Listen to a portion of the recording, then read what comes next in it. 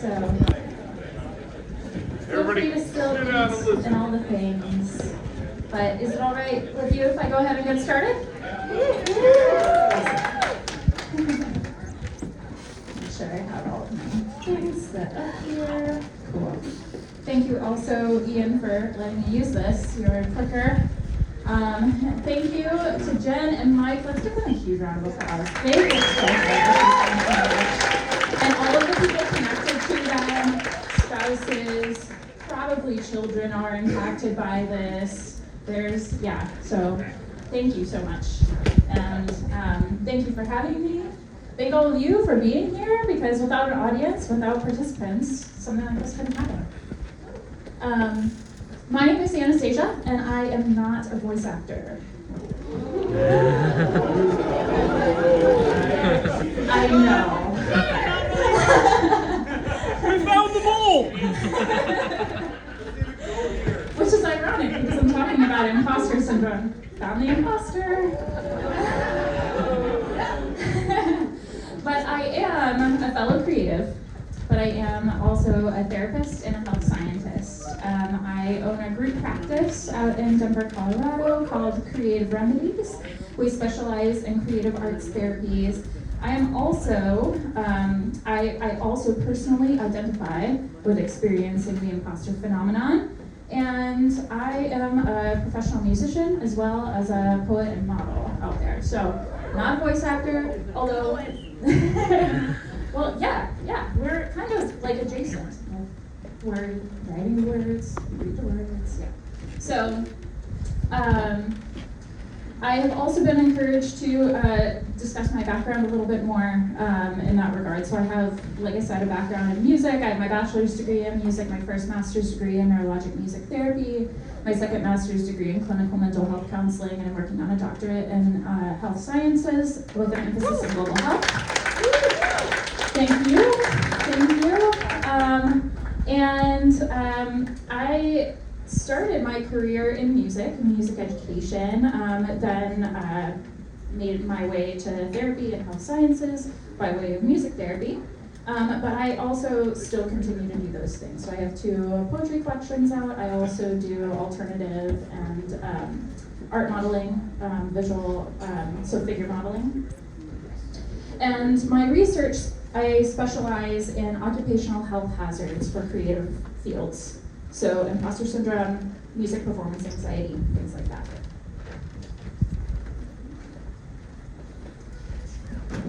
Yes, okay, it's working out. Oh, excellent.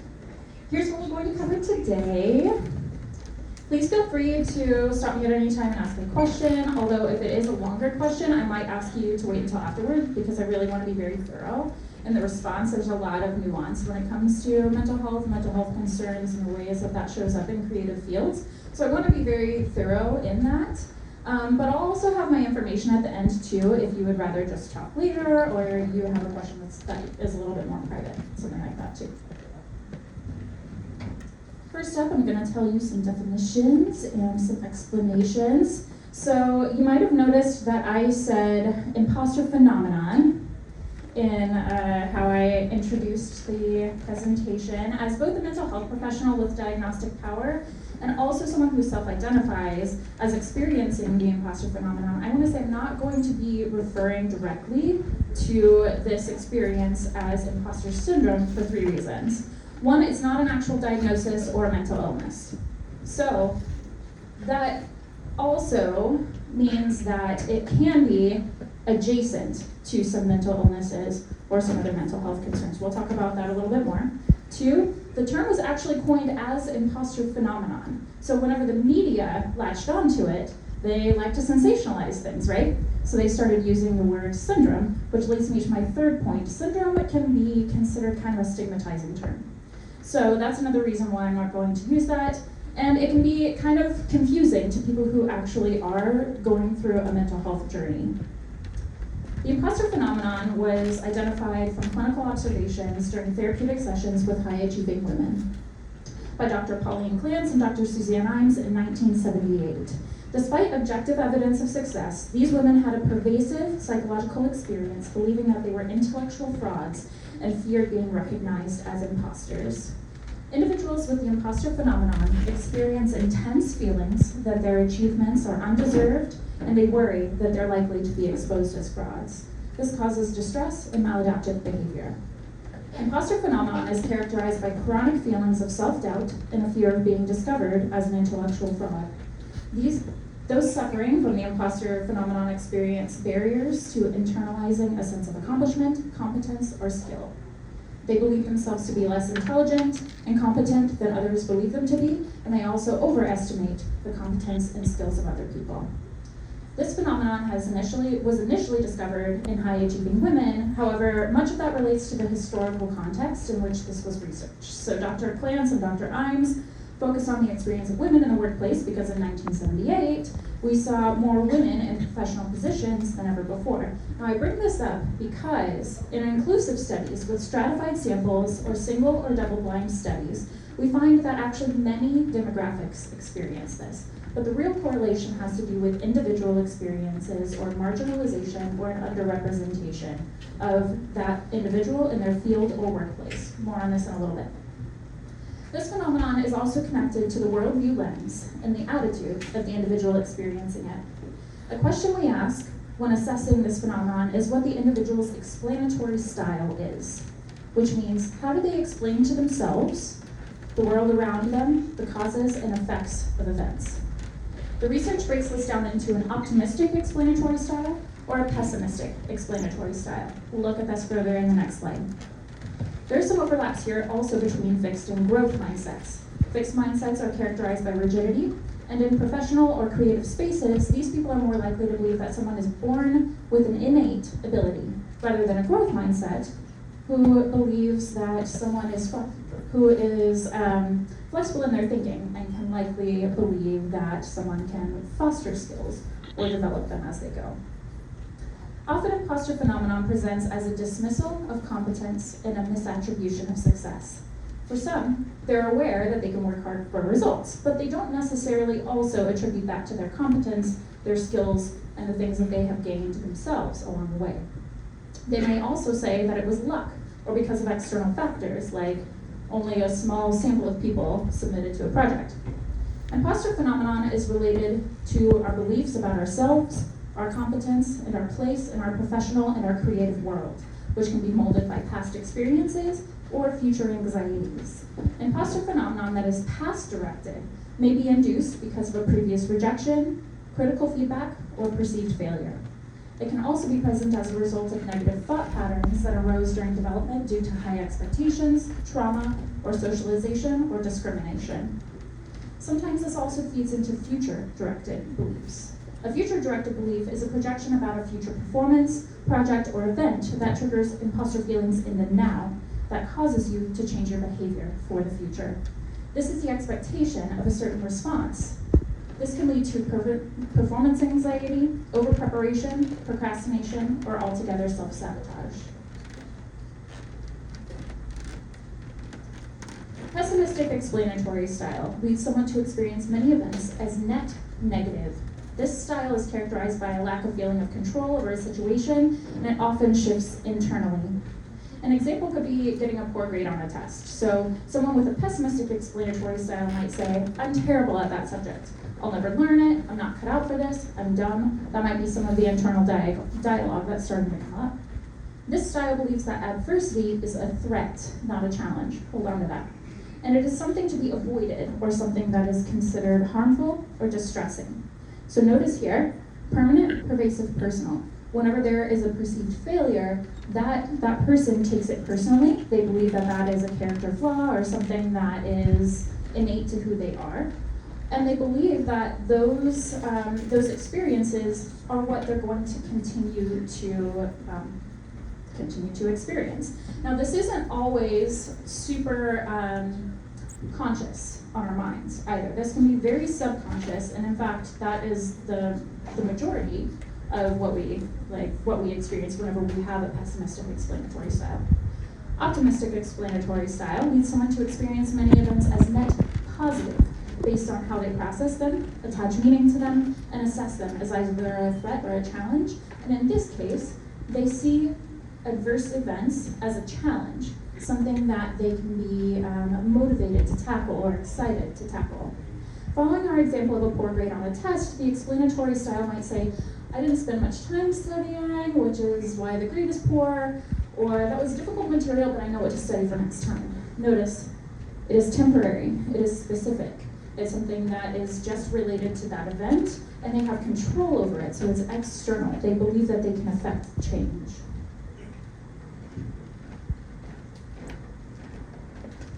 Now, even though this is not an actual diagnosis, syndrome, or clinical issue, it does carry clinical consequences, and it is pervasive in the population as an occupational health hazard. It has become so pervasive that even the National Institutes of Health created a health fact sheet that describes imposter phenomenon, which I'll share with you on this slide. The etiology for imposter phenomenon is multifactorial. It's highly individualized, and the intensity in the ways that it presents is individualized as well. So all of your experience of imposter phenomenon may be different. Often it's related to identity, particularly marginalized or underrepresented identities in that field of work experience this at a higher rate, but that's often also a microcosm of the general population due to disparities and historical discrimination certain groups experience. However, just because someone identifies with a marginalized group or groups doesn't necessarily mean that they're going to experience the imposter phenomenon, and vice versa. Just because someone identifies with a dominant culture group does not mean that they won't experience the imposter phenomenon. Some examples of underrepresented communities that may be impacted by the imposter phenomenon are BIPOC folks, women or gender minorities, sexual minorities, the disability community, religious and ethnic minorities, veterans, and immigrants. That's not an exhaustive list though. Creative fields often also attract, showcase, and employ these people at a higher rate, more than other professional careers as well. We'll get more into that later. Another aspect of identity related to creative imposter phenomenon is that many creatives identify with their work. So for example, you say, I am a voice actor, more often than you say, I record commercials, probably. You highly identify with your work. You also identify as actors, which can make it difficult to separate from whenever you are inevitably faced with rejection, because it feels like you, as a person, are being rejected. This happens also with musicians, artists, dancers, poets, models, and more. People who experience the imposter phenomenon are also more likely to experience other mental health concerns, either chronically or situationally. This means while imposter phenomenon is not an actual diagnosis itself, it is correlated with actual diagnoses like anxiety, depression, ADHD, autism, dyslexia, OCD, trauma, many, many more. These can make you more vulnerable also to imposter phenomenon, or increase your feelings of it whenever you're having a bad mental health day, week, month, whatever.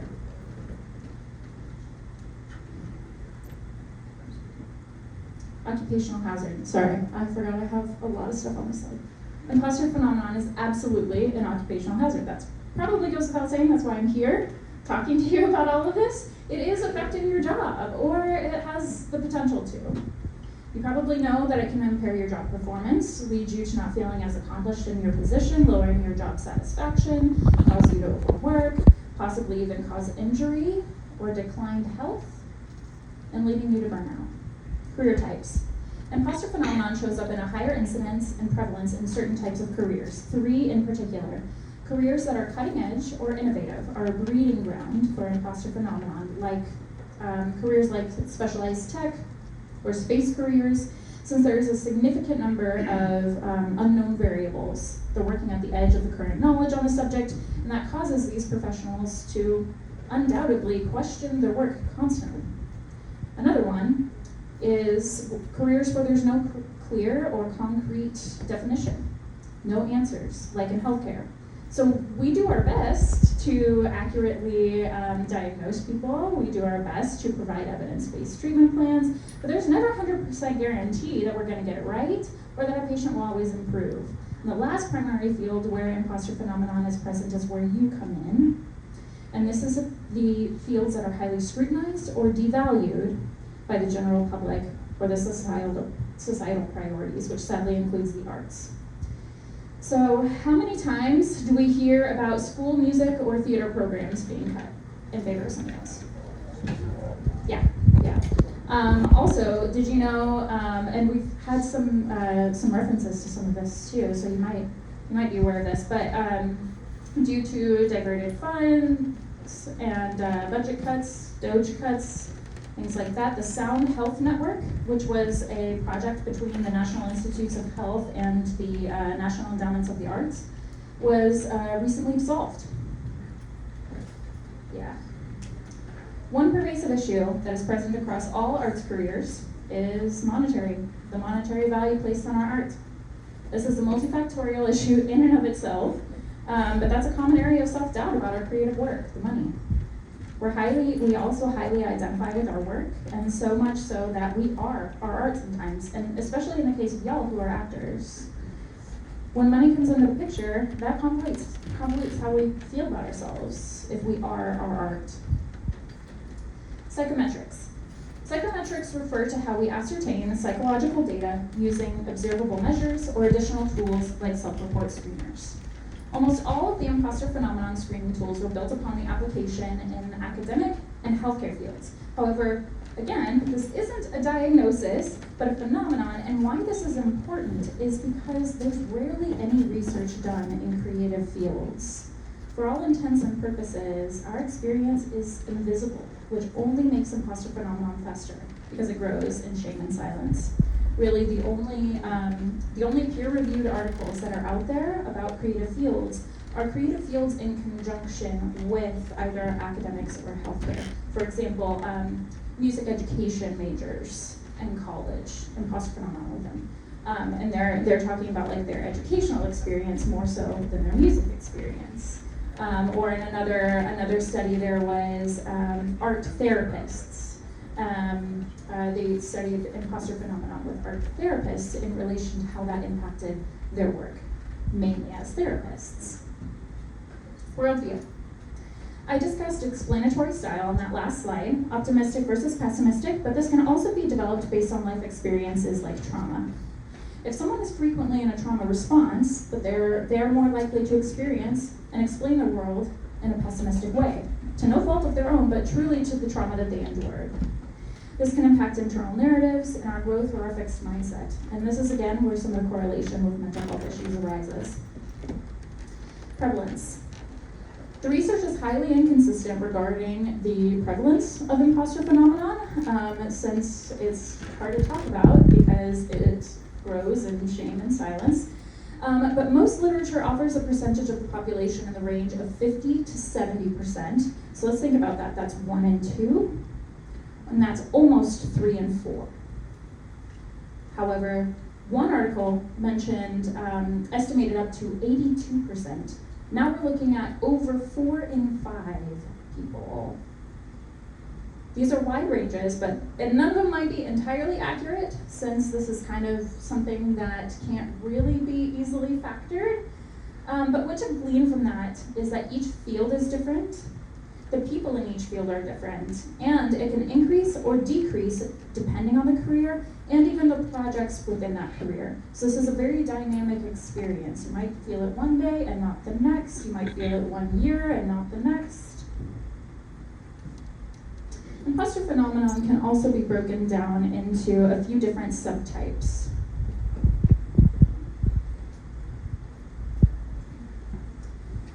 We're going to talk about each of these just a little bit, but there's also explanations up there too. They believe that the perfectionist, they believe that competence is defined by their perfection, and that anything less than perfect is considered an abject failure. They focus on what could have been done better to a maladaptive rate. They experience black and white thinking, it's perfect or it's not. This is a cognitive distortion, by the way. They are more likely to have a fixed mindset and more likely to experience a pessimistic explanatory style. The natural genius. So these people measure their competence by how easily an achievement or success comes to them. Hard work and perseverance are really difficult for them, and might even be viewed negatively if they have to spend a lot of time at something that's something that is intolerable for whatever reason. These people believe that they have an innate ability, and if they don't get it right the first time, they're just not cut out for it. otherwise. Sometimes this also correlates, again, with some mental health concerns, some executive dysfunction that we see in experiences like ADHD, autism, OCD, or other neurodivergent experiences. Superhuman. So who in here is a parent? There's a lot of you. You probably fall into this category a little bit. These people view competence as the ability to juggle multiple things at once and being successful at it all. Failing at one thing is viewed as a total failure, and a lot of times high-achieving parents fall into this category because you believe that you have to do whatever is asked of you regardless of your capacity. Otherwise, you feel like you let people that you love down, either in your personal life, in your professional life, your kids, your parents, all of that. Expert. These people measure competence based on their volume of knowledge or skill. They fear being exposed as inexperienced owing to a lack of knowledge. So they may avoid being a beginner, or they might overwork or over-prepare as a means to always seem like they're the expert in the room. Soloist. This person measures competence by being successful only on their own. Having to ask for help is considered a failure. This one, I hope, is not as present in your field because I see so much connection and camaraderie and community here. But I could see how this could also happen since a lot of you are working so very individually. So this is that hyper-independent person to a fault. Some of the research breaks down the response to imposter phenomenon into these categories: perfection, procrastination, paralysis, and people-pleasing. All of which can impede our work, and all of which can impede how we view ourselves and our relation to our work.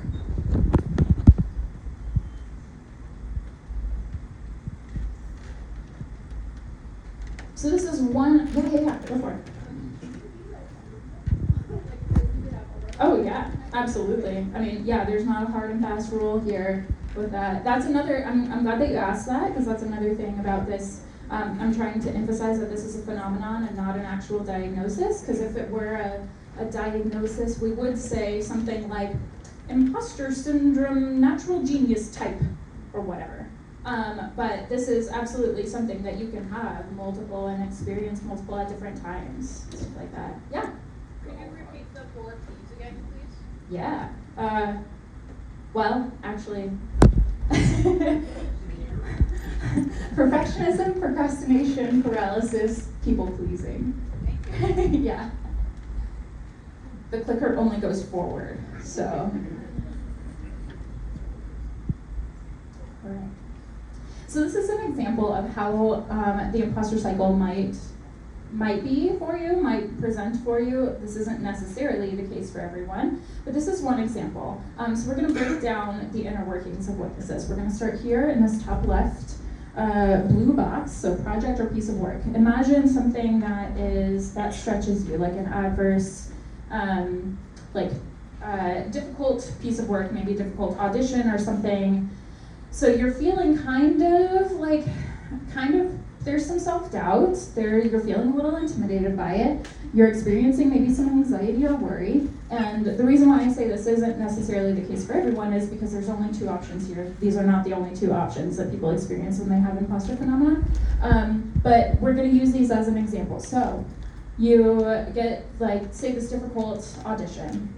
And so you're like, oh shit, okay, so I need to work on this for the next week. I'm not gonna sleep, I'm gonna record and re-record and re-record and re-record. That's your over preparation. Or you might feel really intimidated and avoid it. Procrastinate it. Wait until the last minute right before the deadline. And then maybe not do your best work there. Either way, you get it in, you accomplish. You get this temporary feeling of relief. You did it, it's over. But now, because I believe that all of you are competent, wonderful, intelligent, talented human beings, let's say you got that job. So, yes, that is the response that we want. That's the response that we want. That is the anti-imposter phenomenon response. However, you might be wondering, thinking back, how did I get that job? Was I in the over-preparing? category. Oh shit, now I have to do that every time I'm working with this. I'm working with this director, or I have to do that every time that I'm trying to get on this certain roster, or whenever I'm submitting to this certain agent. Now that's the standard. Or procrastination, where you're like, there is no way I could replicate that in a million years. So now you're starting to ignore or push away that positive feedback. You're starting to misattribute that success, that you got that job, just to those two options there. Now that's reinforcing feeling like a fake, your self-doubt, your depression, your anxiety. And then it all starts over because life goes on and we do more work. Here are some examples of some common misconceptions. None of these are aligned with literature. I bring these up because many of these misconceptions are very harmful and can actually perpetuate or intensify your imposter phenomenon experience, or even worsen your occupational hazards, mental health concerns, and decreased quality of life. So, fun fact, there's actually research that indicates that your work can have a higher impact on your well-being than even your spouse or partner. So your work is a really, really important part of your life. I want to highlight number 3 and number 9 specifically. So sometimes people will use the term imposter phenomenon as a way to glorify like being humble or working hard or things like that. Like it leads you to feeling like you are not like keeping your ego at bay, basically. That is not the case. There is a difference between healthy self-doubt and healthy attribution of your success, your skill set, and also other people's. And that's not imposter phenomenon. Imposter phenomenon is whenever you're tearing yourself down, you're seeing other people as more competent, more qualified than you, and you are less qualified, when really that's not the case. So we want a realistic attribution of both our skill set and other people's skill sets. There's a bug up here. It's on my page. Well, we'll hang out for a bit. Okay, so a little more, little closer to home, we're going to talk briefly about creator and imposter phenomenon, and creative imposterism. So focusing on what you more directly experience, and again, very underrepresented in the literature. A lot of this stuff is even anecdotal, and there will be, oh yeah, hi. No, don't be sorry.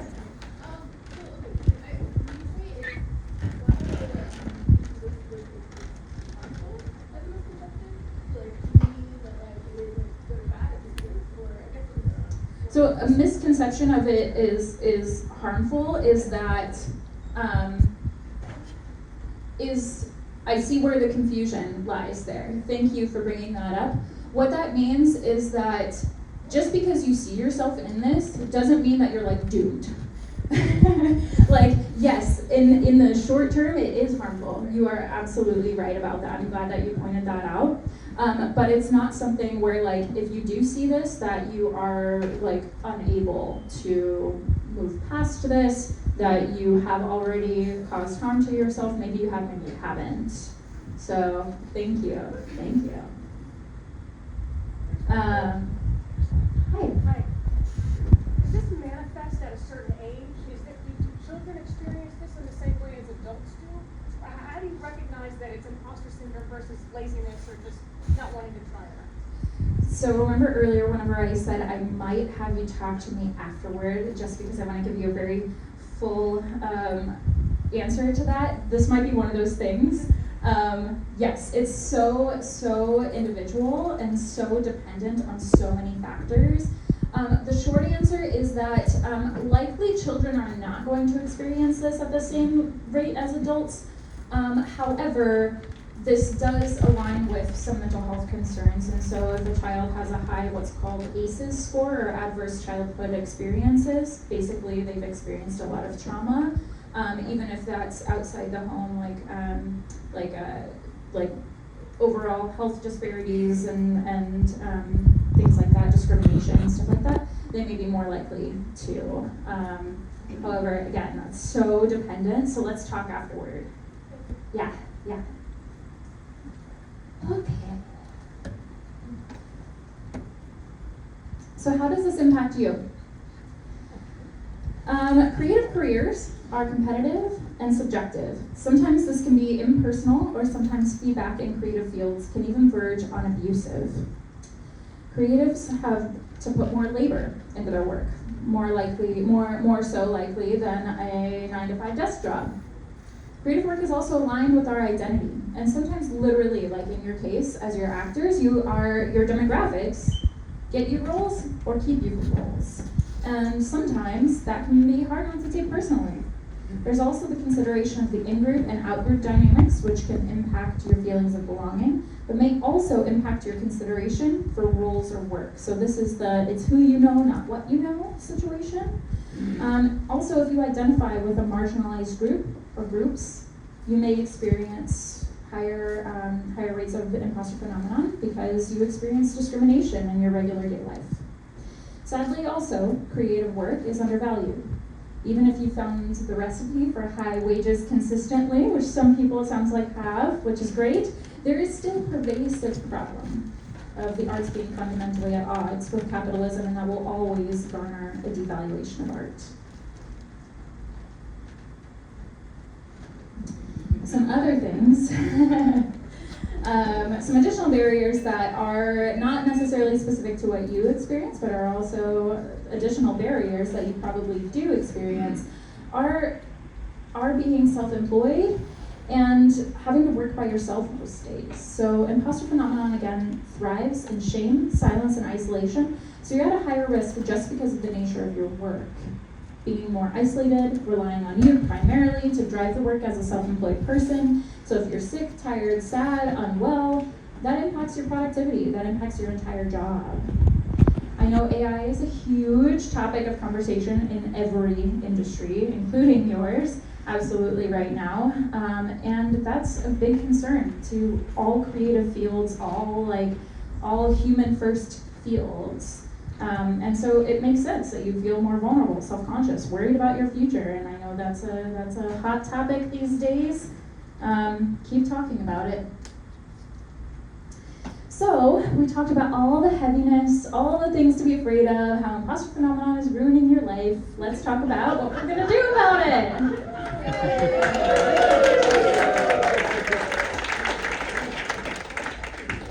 Anastasia, Yeah, hi. before you transition into this very welcome phase, can I just thank you for normalizing? A friend of mine said to me one time, I never forgot it, if you could name it, you contain it. This explanation from the beginning to this point is so normalizing. It means it's been studied. It means it's phenomenal. It means it isn't wrapped up with identity. You know, it can be separated from identity. These are my takeaways so far. You know, I feel like I've wrestled with this piece to quiet him or her or it, but that doesn't mean the feelings don't still come up. I just know that I have a decent handle on it. But it's still very calming, and I normalize is the word I keep coming back to hear you call it all of these things, to know that they have names, to know that they manifest in 5 pretty predictable ways, that they all kind of have a nickname. Anybody else getting relief from this? Totally. You know?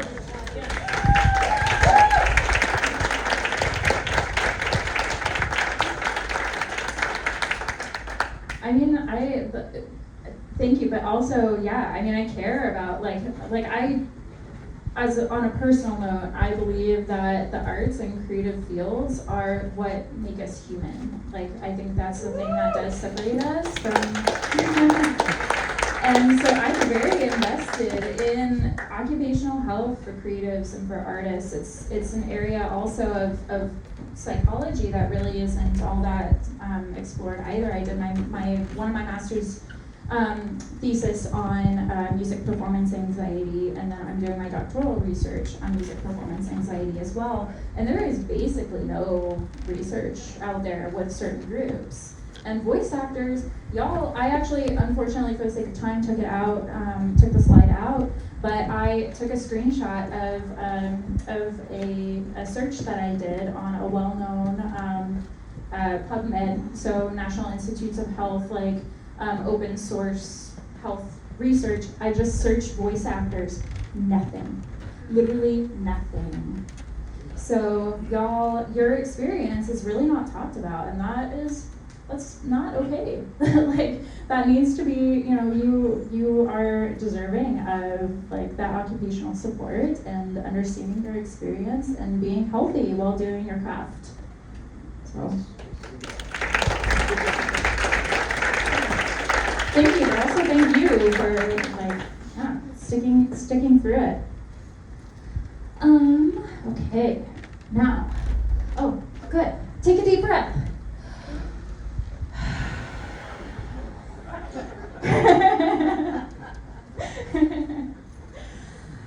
So, even if you don't really feel like you identify with this, although it does look like a lot of people do, deep breaths are just good for you anyway.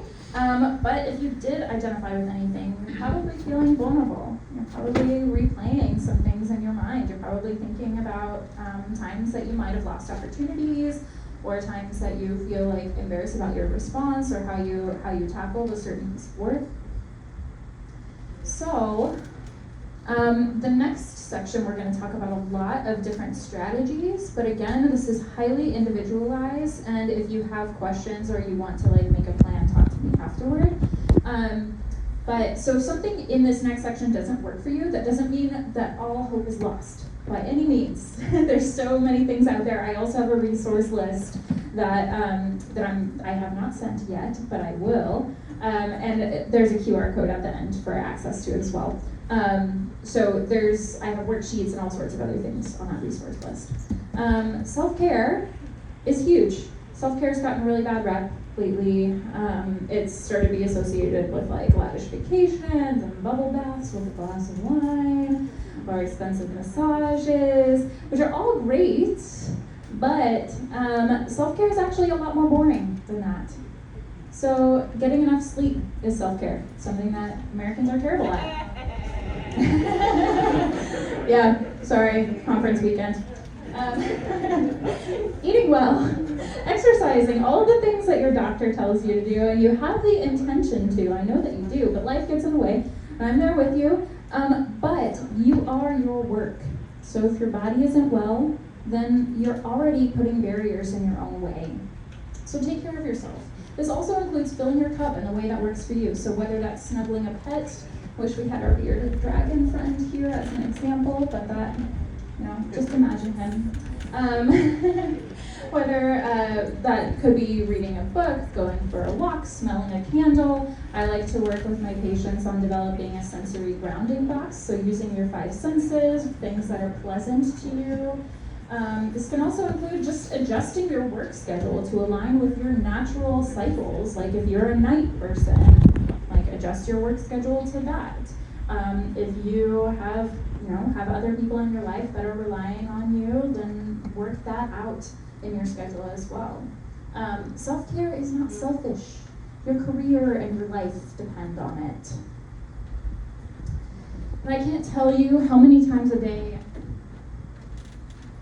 I tell my patients that awareness and identifying the problem is the first step. So imposter phenomenon impacts us in a lot of different ways and a lot of different domains. These domains can make us more vulnerable to imposter phenomenon. This is where we're going to start talking about more individualized stuff. This is just an example. This is not an exhaustive list, but these 4 domains are some areas where you can start to do a self-assessment of where you might be more vulnerable. So you might be okay actually for example, in the cognitive or emotional realm, but again, your sleep might be disturbed. Well, let's think about it. Lack of sleep is connected to a number of mental health concerns, including depression, even dementia. It also impacts your stamina, and it impacts the muscle groups that many of the structures that you use to produce sound. There's an example, so that's an example of what you might want to focus on if that's something that you specifically struggle with. Now, less triggering media, I do want to highlight this for a moment. This is something I think we can probably all, maybe that's an overgeneralization, but we are impacted by our 24-hour news cycle. It gets deeply rooted in our psyche.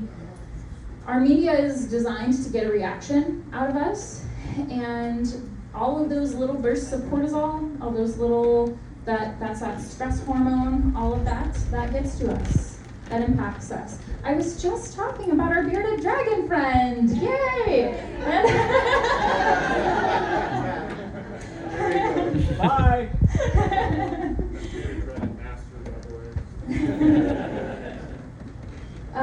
So I'm not saying to avoid the news. I'm just saying, like, please protect your peace, be careful, because all of that does impact you.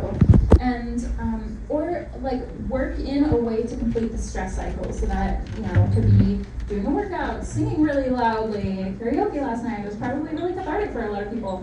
Going on a walk, doing progressive muscle relaxation. We can talk about that afterward too if you want. Any way to calm those mini trauma responses. This could even be something great to add to your warm-up. I loved that Ian had talked about warm-ups yesterday.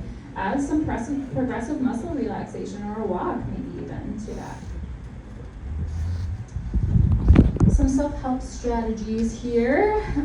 First of all, just say thank you. Say thank you to the people who compliment you. Say thank you to the people who give you constructive feedback. Say thank you to the people who are assholes to you. Don't dismiss it. Don't dismiss the good stuff. You can dismiss the other stuff. But don't dismiss it. Just say thank you, even if you don't believe it. That's one way to just start rewiring that. Stop disputing the good things people are telling you. Drop perfection. So I tell my patients, my students all the time, done is better than perfect because perfect never gets done.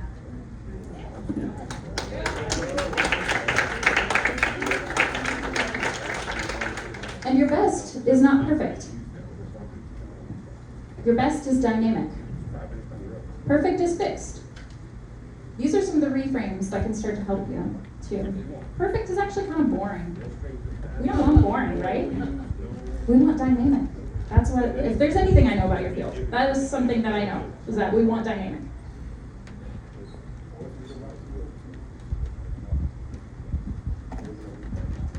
Also, your definition of success is what matters. So if that right now, and this can change, but if right now that's booking 1 gig per month, like don't look at your friend who just booked their 20th gig and feel bad about yourself. That wasn't your goal to begin with. They're allowed to have their goal. Maybe they just achieved it, but you're also allowed to have yours. It's also important to remember that you are still a voice actor even if you have another job.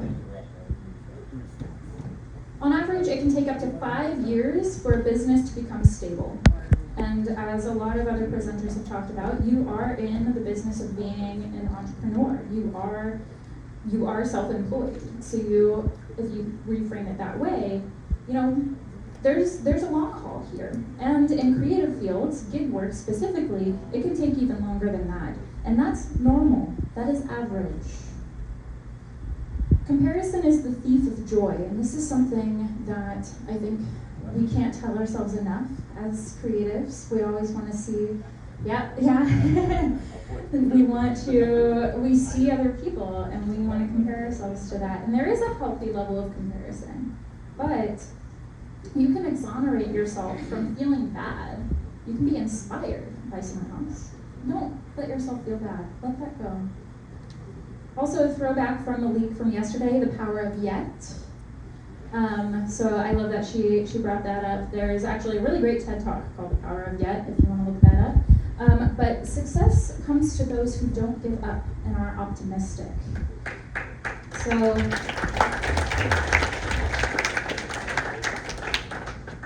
failure is part of success. It goes hand in hand. You can't have success without failure.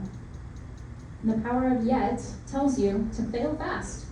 Like, just Just get all the bad stuff out, and you learn along the way. We can get caught up in some, am I still, yeah, I'm still on the right side. Okay, sorry. We can get really caught up in some thoughts and ruminate on them sometimes. But on average, the urge, wait, am I on the right side? Hold up here. No. Yeah, there we are. Sorry, my imposter phenomenon is kicking in now. So we're talking about metacognition now. Metacognition. So, thinking about your thinking. So in other words, metacognition is how we, being aware of what your thoughts are telling you. So I like to tell my patients that our thoughts are purely electrical impulses that our brain has assigned meaning to, and that's not really all that far from the truth. Your thoughts are not facts, and if they're not helpful, it's fine to throw them out the window. We can get really caught up in them and then start to ruminate on them. But our urges, which is also the connection between our thoughts and our behaviors, so what our thoughts cause us to do is an urge. Our urges only last about 20 minutes on average before they start to dissipate. So if you are starting to feel that, another throwback to Malik yesterday, go wash a dish, do something else, come back, that thought will probably be gone. That urge will probably be gone. Take a walk, that's maybe also a helpful thing too. However, if you have additional mental health concerns like OCD, like I do, you might require some additional support or intervention. So if that doesn't apply to you, it is okay. But let's figure out something that does work for you. Another additional thing that I added right at the end yesterday is to improve your skills and be a lifelong learner. So some of the things that you already know how to do can help you with this. That was the improv conversation yesterday. That was the reading aloud, reading however many minutes each day, doing that. And eating the frog. Has anybody ever heard the term eat the frog? Okay. I know, it's weird, I don't like it doesn't sit well with me, but it is a thing. So so there's a book out there, I think that's where the term came from. There's a book called Eat the Frog. Anyway, the premise, the thing to take away from this is do the hardest work first in the day and get it done, get it behind you, and keep up on those skills, the other things, and the work that intimidates you as well. You know, you can. Sometimes whenever you start to focus on the things that intimidate you, sometimes that's where your power lies. Sometimes that's the thing that you're afraid of is yourself. Now I sound like a motivational speaker. But as a lifelong learner, also the people around you will be inspired by that. They'll be happy about that. Your coaches, your agents, all of these people will be happy that you are continuing to build on your skill set. Okay.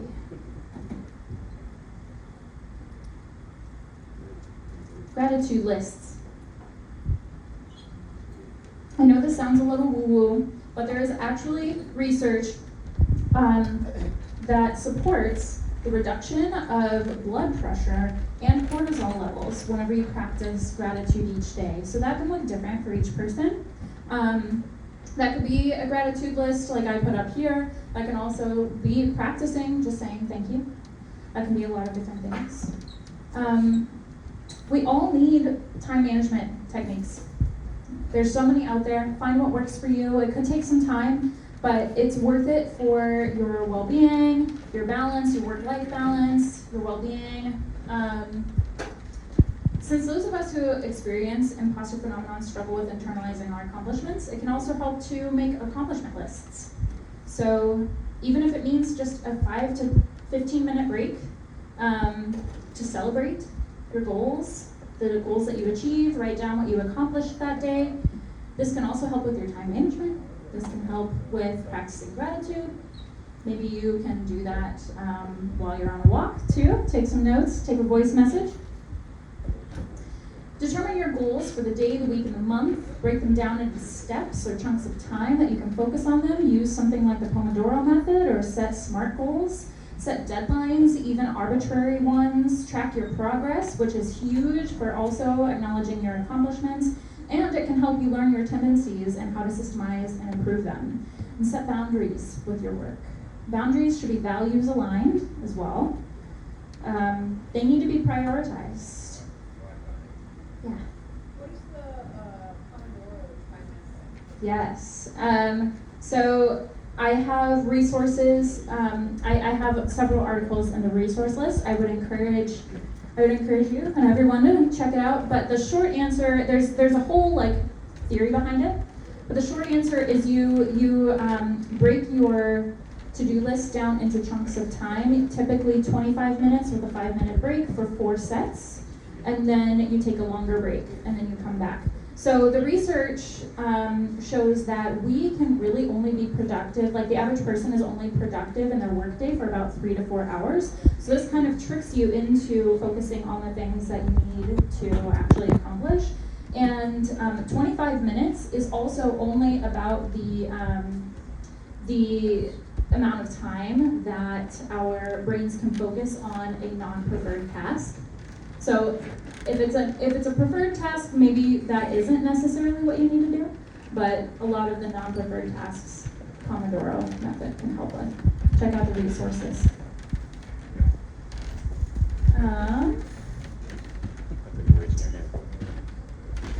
Sometimes we can get caught up in our day-to-day and forget to zoom out. Another strategy is to put a picture, a quote, vision board, something in your office, in your booth, on your phone, whatever, to remind you what your priorities are, what your goals are. By developing disciplined habits, you can start to develop a better relationship with your work and also reduce your feelings of imposter phenomenon.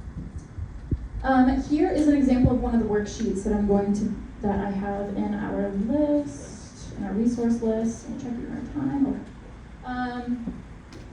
And so we would break down a situation in which you would feel imposter phenomenon. So this is actually, this is a tool that we would use to address what are called automatic negative thoughts, or also harmful belief systems, things like that. So the situation would be where, like, what is going on whenever your imposter phenomenon starts to flare up. Then, what are your emotions that are connected to that? Using an emotion wheel. Actually, Donna had brought up the color emotion wheel. I love that because that's what I use a lot with my patients. And then, what is the thought? So the automatic thought is the thing that is there without filtering. So typically, this is negative until we start to figure out what we're telling ourselves. The evidence for, so maybe there are actually some things in that thought that are valid. And then the evidence against, those are the things that we want to drop, we want to let go of, and then the balanced thought, so the connection between evidence for and evidence against, and then the outcome, how is that going to impact your day-to-day? For the sake of time, I was planning to do an example, but for the sake of time, I'm going to keep going. We can talk about it afterward if you want to, though. This is another example of a way that we can start to break down automatic negative thoughts or harmful beliefs. So Martin Seligman was a psychologist who did some foundational research on learned helplessness and developed its antithesis, learned optimism. He's since gone on and developed an entire positive psychology paradigm of clinical work. And this is called the ABC method, or the ABCDE of learned optimism. The things to focus on here are belief. So adversity is going to happen. That's life. This adversity doesn't necessarily have to be like a trauma. It can be that challenging piece of work that can be like something that intimidates us.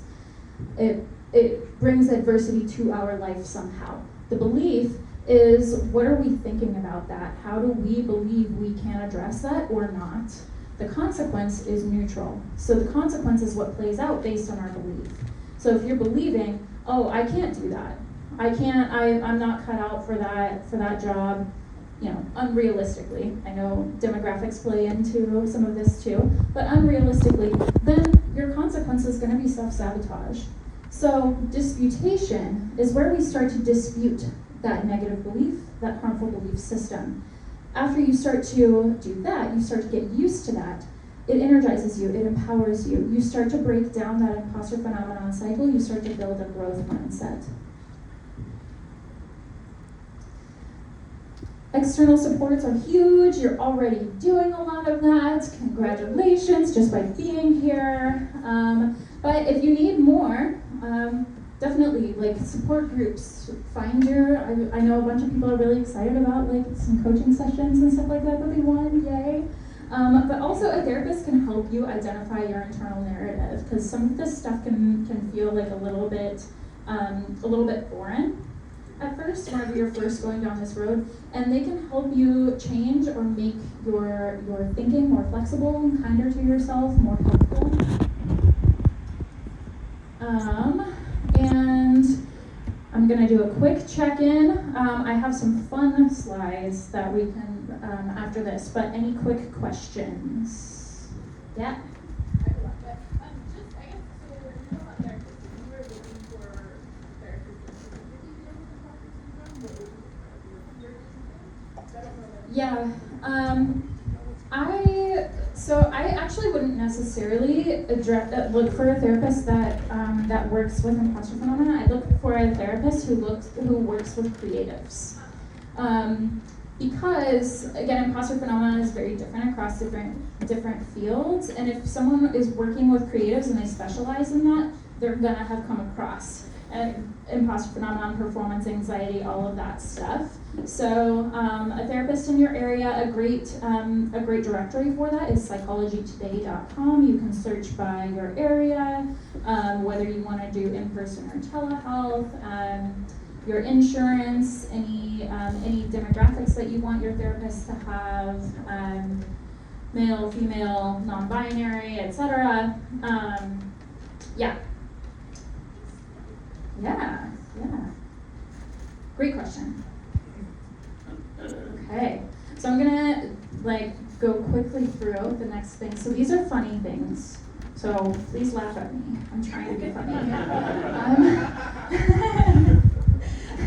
We're gonna talk about the real imposters, because that's none of you. Might be me, but it's none of you. So, a little bit of background. To really understand the story that I'm about to tell you, you need to know that lemon juice has been used to make invisible ink, and is sometimes used in science fair projects or things like that. There's certain chemicals in it that do that. I don't understand those things, but that is all that you need to know to understand this story. Well, in 1995, right here in your backyard of Pittsburgh, Pennsylvania, a man by the name of MacArthur Wheeler covered his face and his hands with lemon juice and marched into 2 different banks to rob them. As you can imagine, this was pretty perplexing to the bank staff, the police, and the investigators, who asked him after he was inevitably arrested, very quickly, might I add, why he didn't even try to hide his identity.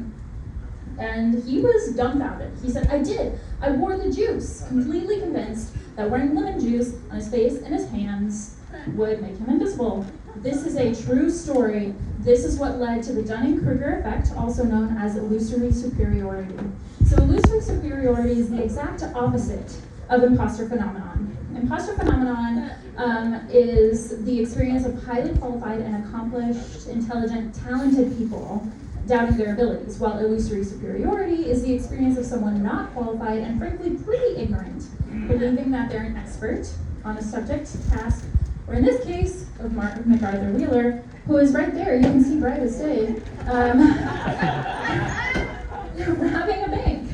So this is a funny phenomenon, but it's also kind of terrifying, y'all, because these people live among us. Have you been on Facebook? Maybe seen some screenshots of some truth social? Anyway, that's illusory superiority. So as long as you're not that, you're doing okay. And if you watched, so this is the end. If you watched my little promo, you may recall that I mentioned an exclusive offer. Well, I've been sitting on this for a while, but I do continue to see a need, and it is just growing exponentially. I am offering a support group for creatives experiencing imposter phenomenon starting this fall. If you are interested in that, or just want a little more information, or even if you're a coach and you think you have students who could benefit from this, please take this QR code, and that will take you to an interest form. No commitment is necessary. This just helps me get an idea of how many people are interested. There's like questions about like scheduling, how often you want to meet, and stuff like that. That would be really, really helpful if you don't mind doing that.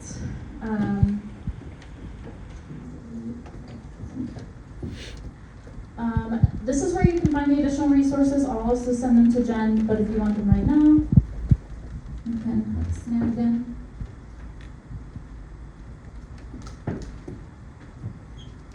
Okay. Cool. And then, this is me. If you want to talk, if you want to talk later, if you want to talk now, yeah, or if you want a copy of this presentation, happy to send it to you directly. I'll also send it to Jen to add to all of the resources and stuff. Yeah, let's see. I have no minutes for questions. Sorry. I have -2 minutes.